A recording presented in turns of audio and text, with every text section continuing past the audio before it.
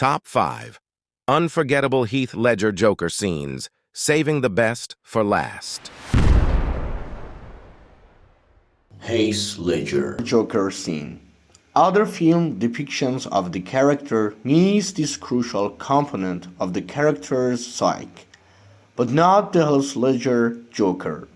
When Heath Ledger was first cast as the Joker in Christopher Nolan's The Dark Knight, the backlash was fierce, reminiscent of the reaction of Michael Keaton getting cast as the Caped Crusader in Tim Burton's genre-defining Batman, 1989.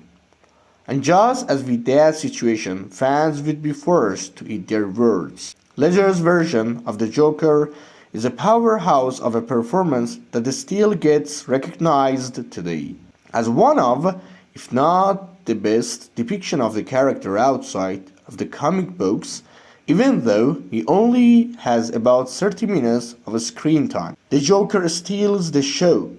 His presence looms large over the entire movie and can even be felt in the calamity that ensues in The Dark Knight Rises. Wait a second. Hit that subscribe button. Come on. Okay?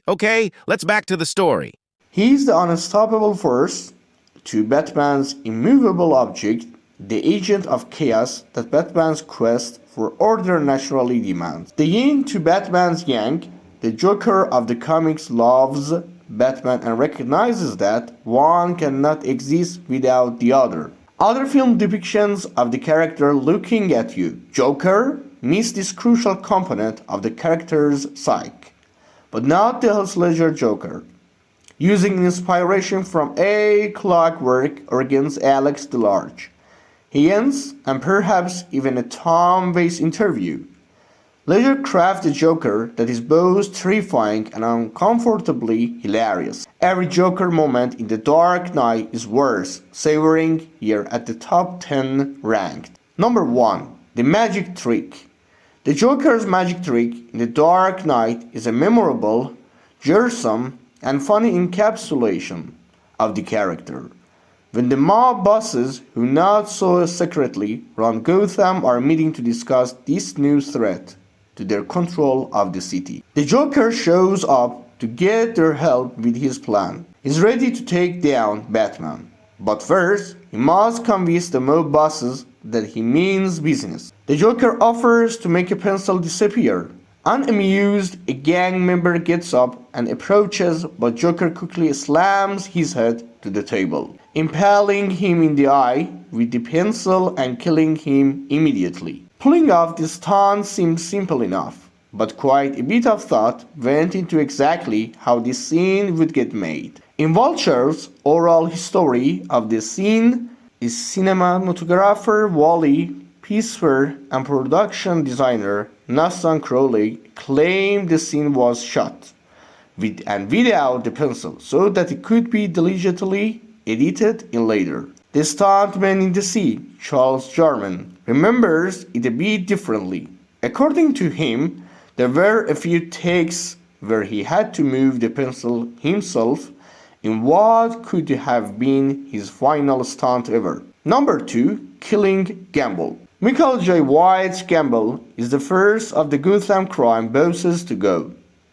After ordering a hit on the Joker, some men arrive to Gambol's hideout with the body. When the boss mistakenly turns his back to what he thinks is a corpse, the Joker jumps off the table and thrusts a knife into Gambol's mouth. It's then that Ledger delivers the famously sinister speech about his origins, this time about an abusive father before growling the iconic line, "Why so serious?" He finishes the story with his father's words to him, "Let's put a smile on that face before killing Gambol." If the Joker didn't seem like a serious threat before, there's no question about it after. Number 3. Armored car case. To bait the Joker, Harvey Dent claims TV that he is the real Batman. The plan works, as Harvey's armored car is soon attacked by none other than the Clone Prince himself. In hot pursuit, the Joker and his men almost succeed, but not before Batman can cut in. Following in the tumbler and later the Bat cycle. Batman and the Joker face off in a car case for the ages.